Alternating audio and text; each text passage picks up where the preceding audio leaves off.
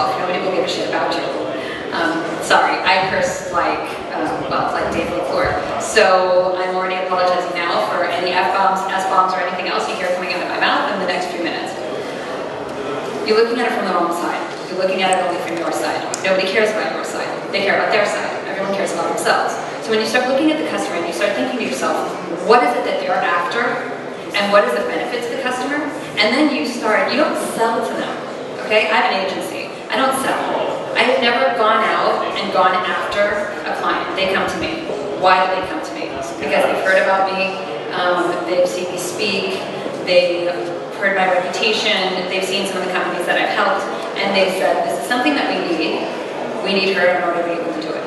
So then they come to me. That solves everything. When somebody's coming to you, when you build that funnel, okay, when you build the funnel and people are coming to you, then you've solved half of your problem. That's what marketing is, okay? Marketing is building that funnel. Should I get up on the stage or is here fine? I'll get up on the stage. Okay. Okay, so your clients, what is their pain?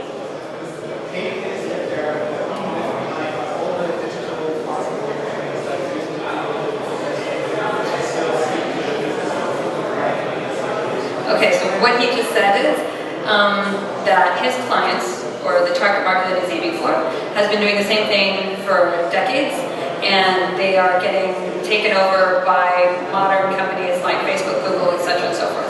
But the thing is a lot of these companies aren't in that industry, and they don't care about Google, and they don't care about Facebook. So then, but the fact of the matter is, there's a lot of industries, banking, okay, for example, that are changing completely, and they're moving online. And Bitcoin is changing the financial market completely, or at least it has the potential and the opportunity to do so.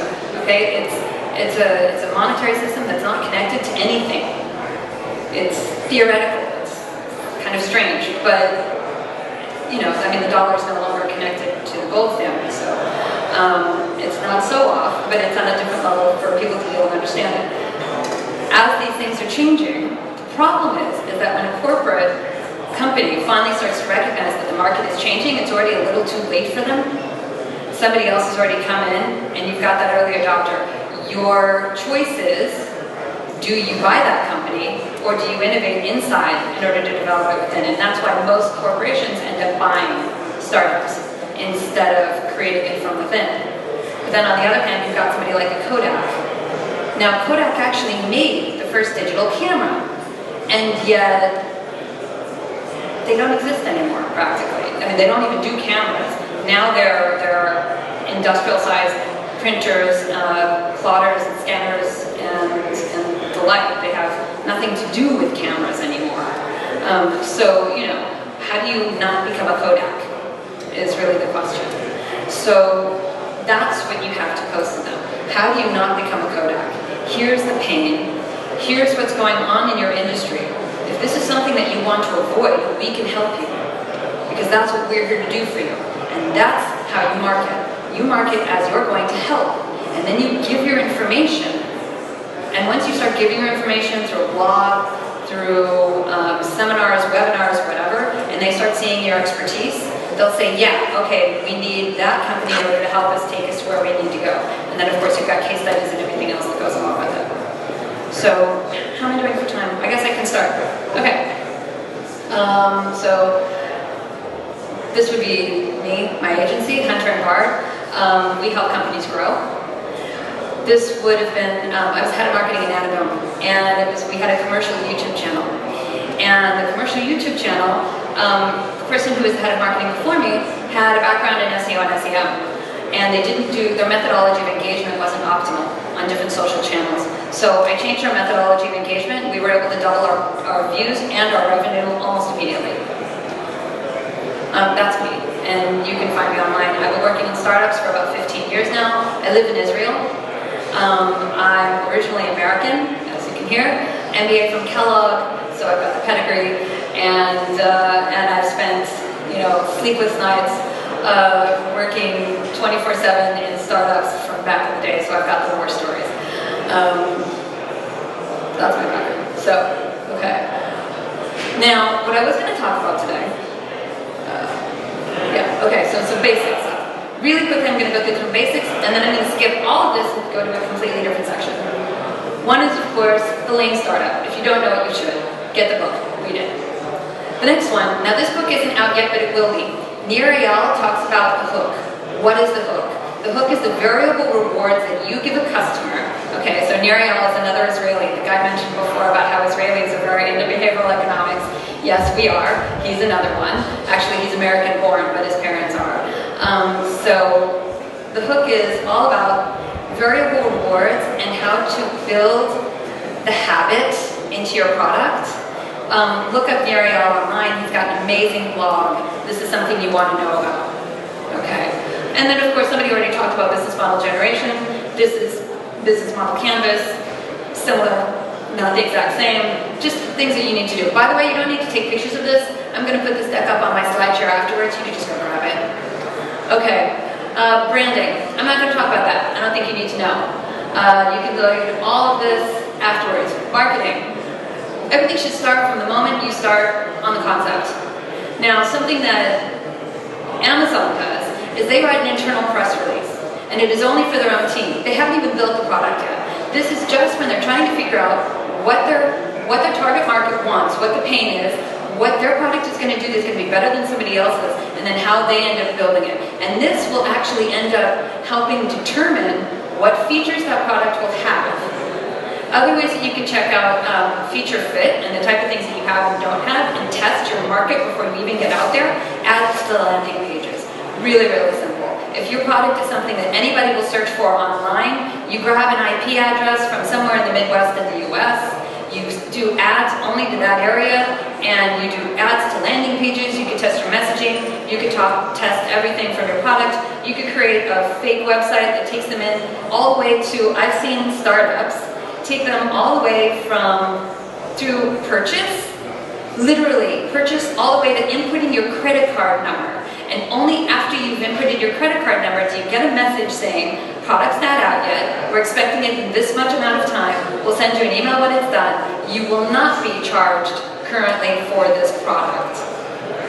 So you can actually take your testing all the way to the end, and that's really the only way you're going to find out if somebody's willing to spend money or not, is when they actually slap down that credit card and show that they're going to do it. Everything else is theory, and nothing else matters. So if you really want to find out what people want, that's how you test it. You do it for real. This is when Amazon does it, this is just a layout, go grab it later. Alpha phase.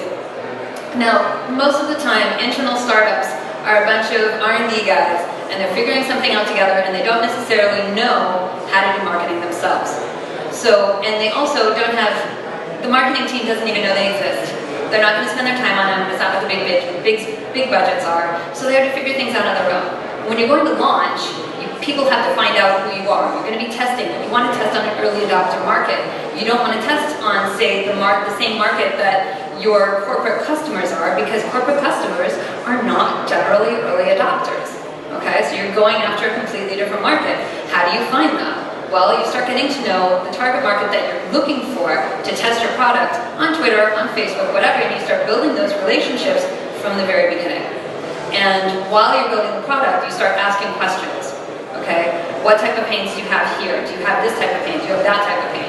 And you find out what type of things they might be looking for, so that you can have a better idea of what your target market is actually want. Now, here's a thing to understand. When you've launched your product, you're aiming for 40% product market fit before you start mass marketing. Why? Because, as somebody mentioned to me earlier, and he's not actually here, the best way to kill a bad product is good marketing. You get too many people onto your product before it's actually ready to be mass marketed, and you will lose them and they will never come back. People are forgiving, but they're only so forgiving, right? Especially people who aren't early adopters. Early adopters will forgive anything, but late adopters forgive nothing. So what you want to make sure is you've got product market fit. And that's if 40% of the customers that are using your product will be really unhappy if you disappear tomorrow. Okay? And when you've got that 40%, you know that you're ready for mass marketing. So, how do you end up doing that? You go through and you figure out your marketing strategy. okay? I'm guessing most of you already know this, and if you don't, you can go through my deck later, because this isn't the part that I really want to talk about. Keep going. Okay. Earn meaning PR. Oh, that's interesting. Okay. People talk about going viral. Do you know this video? Only one of you. God, you have to look this up. Okay, Dollar Shave Club. The guys from Los Angeles. It is a hilarious video. It went viral. I mean, like, ape shit viral, right? And it cost them $5,000. And so what is everybody saying in the startup community? We're going to make a viral video like this guy. We're going to make a viral video, and we're going to get millions of people to watch it, and it's going to be amazing. And that's how we're going to get our initial base. Okay, guess what? He comes from improv. He worked in social seeding for video. He lives in Hollywood. He has all of the connections already in order to make this for $5,000. Anybody else wants to make this? They're going to have to hire Reed and Kennedy, spend over $100,000, and guess what? You don't have that budget. So this isn't going to be you. So get over that pipe dream and then figure out something else. The alternative is Dropbox. When Dropbox launched, they were aiming for a few hundred people their first day. That was their goal. They had over 5,000. How did it happen? They did this video. This video is like the simplest product video with a voice overlay. Okay, so you hear the voice, you're watching the video, you're watching the mouse on the screen. And as he's talking, he actually puts a couple Easter eggs into the video. What are Easter eggs? Easter eggs are little hidden gems that only your industry will understand. So what does he do? He sends love songs. This is a while ago that Dropbox launched. So Steve Jobs was still alive.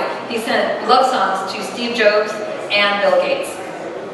That was one. So that was something that was an industry joke that people would understand. So while he's doing all of that, so there's like a few of them in the video. You could look it up on YouTube. And then he puts this video on Dig, which at the time was huge, and it was before Reddit even existed. So he puts the video on Dig, and it went viral on Dig. It got thousands and thousands of views, and their first day, as they launched, they got 5,000 signups. They totally weren't expecting it. But here's the other thing about viral, we can't predict it. So unless you're working with, say, a leading candidate and a social seeding company, all of the things that are behind it, there's no way to predict if you're going to be able to go viral or not. It just happens or it doesn't. Other things. Okay, so I'm going to actually go all the way forward because I want to make sure that I've got enough time to talk about it. Here's something that's critical. Good product is at your core. All of these things go around it, but if you don't have good product, you don't have anything. And keep going over to, talk about that later. Okay, behavioral engineering. How do you surprise and delight your customer? This should be the goal of what you're doing. You're starting a startup, okay? It's a corporate startup, fine, whatever, it's still a startup. You're a small company, you've got no customers, nobody knows that you exist, and you can't use your large enterprise customer base in order to do your testing because they're not going to cannibalize on their name and everything else that they've built up on an alpha product. So you're going to have to go and find something new. What do you have to make sure that you're going to do? You have to make sure that you surprise and delight your customer. And this is part of how you do it. Every one of us has an action trigger, okay? This is part of game theory. And how many of you actually know this? One. That's okay. So every one of us has an action trigger. And usually when I talk about this, I'm talking in Israel. And in Israel, the only country where there's more bachelor's degrees would be Canada. So we're number 2 in bachelor's degrees in the world. Achievement is a big deal in Israel. It's pretty much, I would say it's our number 1 action trigger. But another thing in Israel, people are buying jeans that cost, they cost 3 times what diesel jeans cost 3 times what they cost in Europe, and they're not cheap here. So, and the average salary is significantly lower. So they're spending a large portion of their income in order to buy diesel jeans. Well, that means that status is another action trigger. So when you know the action triggers of your audience, that changes your messaging, that changes how you build things inside of the product. And all of that is something that you need to totally understand. What is the action trigger of your audience? I'll give you an example. One of my clients is Appsgeyser. And one of our clients is AppsGeyser. If you can do 3 lines of HTML, you can create an Android app through AppsGeyser. They're based in Russia. And Vasily and I talk every week. And one of the things that, that we tested was this. What's the action trigger is of his audience. And I thought maybe it would be competition because they're young. So we sent an email out with a competitive tone. And it died. It didn't just die, people complained. They really didn't like it. It didn't go over well at all. So we know that competition is not one of their action triggers. But on the other hand, it turns out that achievement is. So what did we do in order to build the marketing into the product? We put up one of those bars where you finish this much, and this much. And then we basically guided them this way to get them to, what the goal was for people to make more apps. Okay, that's the goal. They want people to make more apps. So what we did was we created the bar, the finish bar. On the side it's a battery, and it shows you finish 50% by doing this, another 10% by doing this, 15 for that, and it takes them through and it gets them to do the actions that we want them to do. It raised app creation from the same size audience by 20% immediately. Okay, that's a huge raise in no amount of time by doing one really small manipulation. And these are the things that you need to look at. Another thing, action triggers. So where you are on the website, okay? Where are you losing them? These are the things you need to think about when you're actually building the product. So if people are starting to use the product, how do you get them, where are they staying? While you're figuring out your product market fit, you also have to figure out your action triggers. And if you're losing people at a certain place, you have to figure out why. And if people aren't coming back, you also have to figure out, okay, have we put in enough automatic emails? That type of thing. So email has the highest ROI of all digital marketing. Even with Google tabs or Gmail tabs, it will still have the highest ROI of all digital marketing. So knowing how to do email marketing is crucial. Okay? And part of understanding email marketing is understanding your mindset of your customer. Another way to do that is user narratives, okay? This is a great video, watch it. Jack Dorsey talks about how Square does user narratives. Babes, it'll be on slideshow, you don't need to take a photo. So Jack Dorsey goes through and talks about how Square does user narratives, and they tell the story with every little detail included of how the product is going to be used. Okay? And that ends up determining how they build it, what they put in, everything that goes around it. And that's what you need to figure out. It's not about you, it's about your customer. And when you focus on the customer, first of all, you end up having a stronger brand, because people actually know that you care about them and they like that. They're more forgiving if you end up making a mistake. And, good example of that. Okay, so completely off this, but it doesn't matter. Outbrain, it's an Israeli company. Recently they were hacked by the Syrian Electronic Army, okay? They did a phishing email into Outbrain employees, and a couple people answered, and they didn't realize that they were logging into something that wasn't actually Outbrain related, and they put in some passwords that they shouldn't have, and anyway, they were hacked. Okay? So how did Outbrain handle it? Now, what they did was, they did a big blog post of a step-by-step of everything that happened. At this time, this happened. At this time, this happened. We realized it here. We shut off all the systems here. We figured out the situation here. We booted everything back up here. Here are the steps that we're going to make sure we don't end up doing it again. Total transparency. What they did wrong, of how they fixed it, and of how they're making sure it never happens again. That's exactly how something should be done when you do something wrong. People forgive mistakes. Intel, on the other hand, destroyed their brand and all the money that they put into building Intel Inside when they had a problem with their processors. They ignored it, ignored the community complaining about it, okay, and didn't come out with any transparency, didn't change it. And then what do they have to do? by destroying their brand and not apologizing and not admitting and not fixing it immediately, they had to spend so much more money on marketing to bring their brand name back up. That's stupid. Don't do it. It's easier, smarter, faster to be transparent, honest, and open the kimono. It's simply smarter marketing. So these are the things that I wanted to make sure that I talked about today. And now I'm going to go back, because those are the things that I think are actually the most important. Because I think the rest of it you probably already know. Now this is, do I need to touch you? Is that easy? No. This, I don't know. Okay, back to where I was. Product market fit. Seek to acquire mass users. Now these are some tactics. Like I said, all of this is going to be on the slide share, so you don't have to worry about it. Good product. All right, so you've got 3 different types of digital marketing. Earned media has a 40% trust rate. Ads have a 14% trust rate. Word of mouth has a 70% trust rate. Now, what you're looking for is word of mouth. How do you get word of mouth from a B2B? You go for one vertical, you go for one geography, you go for one niche. You are not a corporation, you're a startup. You don't have the resources in order to go after a huge market.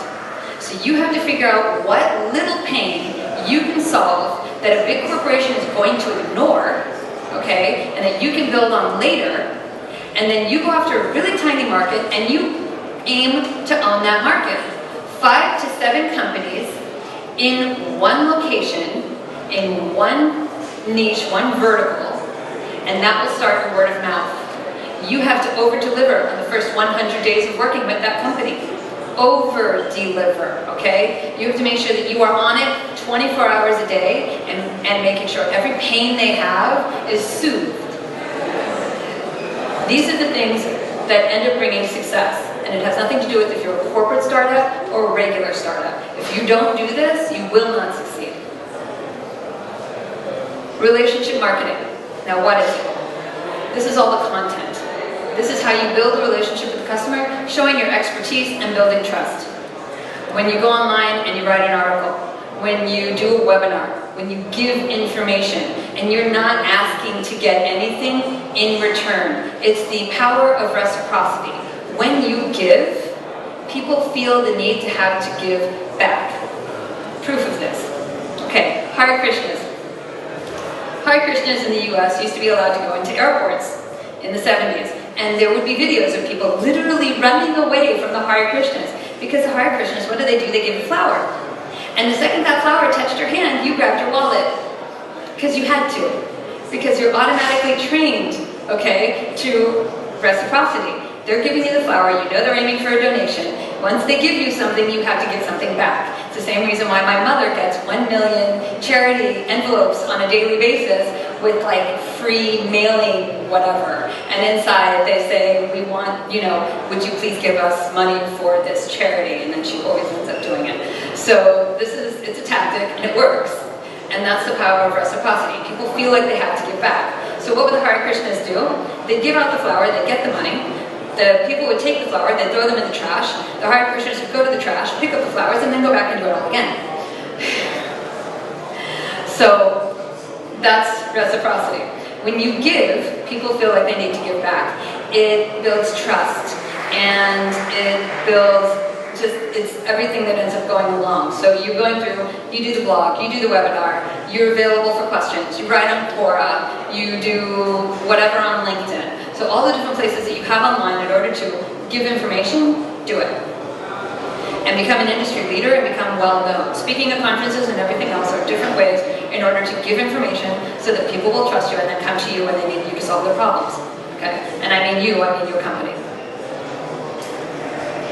The other thing is about this is that it can be SEO'd. So if anybody's searching for this information online, they see you, your trust rate goes up. Okay? And as your trust rate goes up, that's the other thing. Think about how we buy. Okay? Most people are not early adopters. The first time they hear about the first time an early adopter hears about something, they want it. But most people are not early adopters. So that means they're going to have to hear about something a good 10, 15, maybe even 100 times before they're even willing to consider buying it. So if that's the case, When you do PR, you may not see any results from the beginning. That's just people getting to know your name so that they feel comfortable enough to even consider buying you in the first place. So that's something that you need to think about when you look at PR and the ROI that you get from it. It's really not immediate, it's usually further down the line. You'll get a spike on your homepage, and then it'll drop down into absolutely nothing, just simply because that's how it works. All right, that gives me what, 10 minutes? 5 questions. Okay, I'm gonna make everybody stand up, and I'm gonna tell a story. Stand up with your arms like this. Okay, how many of you know Amy Cuddy's video on the power of body whatever? Any of you? No, okay, arms up, no, you're still up for 2 minutes. All right, so here's the story. So your physical being can also control your mental. Now, I have a son.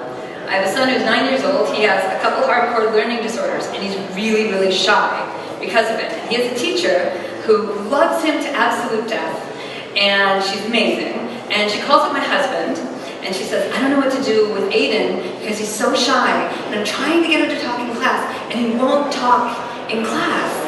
And so I don't know what to do with him. Even when I know he knows the answer, he won't talk in class. And Sadi comes to me, that's my husband, Sadi comes to me, and you know, he's upset, and I'm upset, and I don't know what to do about it, and then right afterwards, I see this video. And this video is all about how the power of changing what your body is doing changes your chemicals in your brain and convinces you that you feel the way your body actually is. So what do you do when you win a race? You go like this.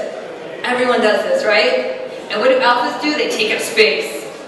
So when, you know, when women, by the way, you that's crossing your arms in the back, put those up. Women, if you want to alpha the men in the room, stand up, take up space. You can't get them by interrupting because you'll be considered rude and you'll be deemed even harder than a guy. Men can interrupt, women can't. So what do you have to do? You take up space. And I can give you examples for that, but that's a whole other story. So what do? I see the video and I say, okay, we're driving to school in the morning. What do? I make my boys raise their hands.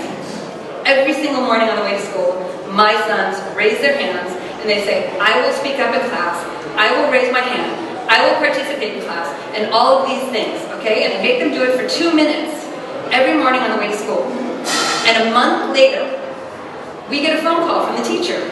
Oh my God, I have no idea what happened to Aiden. It's amazing. He's doing everything. He's totally participating in class. He's no longer singing to himself, which is one of the things he does when he gets nervous.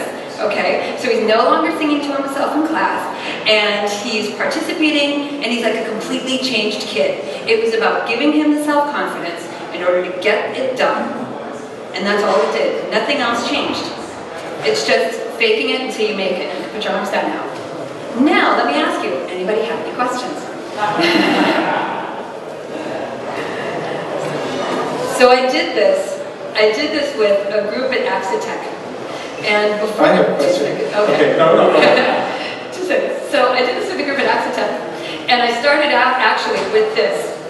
And what happened was I had asked, before I gave the lecture, I had asked the CEO, who does he think won't end up talking? Because this was a group of 12 people, and you know, like everybody was supposed to be participating. He gave me the 2 guys that he thought were the shyest in the group. So I do this, I figure out who the 2 guys are, we go around and everybody introduces themselves. And after doing this, those 2 guys were the first ones to speak up. Beautiful. So that was a fantastic, like I just Twittered for you who are on Twitter that Shira is doing a proper, loud, fast, kick-ass, real American keynote. Like even labeling it RAK, the real American keynote, where somebody gets on stage, swears, you know, and is basically blown away by their own presentation all the time. And I think that is so enjoyable. Yeah, I love to hear that. So thanks so much for that. That's like really a message from my world too. But what I'd like to ask you is like all the advice that you gave is like commonsensical, and most people who have already been in touch with lean startup principles and marketing and have been in an entrepreneurial role will immediately agree. But how often have you sold that as a professional to actually big corporations? Like I would say that, you know, when we're talking about adopters and people who are very keen on adopting this, that's a group of people who will nod their heads and immediately do it. But there's so many more who don't have the freedom even to act, even if they had this knowledge. Okay, so I have a small advantage there in that I'm based in Israel, and these are things that are more understood there and more accepted. So it's not something that I actually have to push on anyone. But what I did do is I gave a lecture at Axitec on entrepreneurship. And so I took a team that was all engineers, and I basically explained the type of thinking that you have to have as an entrepreneur. And part of it is, when you see shit that needs to get done, you go get it done. You don't just sit and say, that's not my job. Okay, in Israel, the term for that would be rosh katan, which is small-minded. You can't be that, okay? And when you are that, you shouldn't be on the team to be an entrepreneur. So, you know, it's also about making sure, but the thing is that management is top-down. And if management doesn't support it, it's not going to happen. So the point is that once you've got management on your back, on your side, okay, then it goes down throughout the entire organization, because you end up making the changes that have to happen for it to work. And I can talk about all of that. That's a whole other long thing of things that you could do.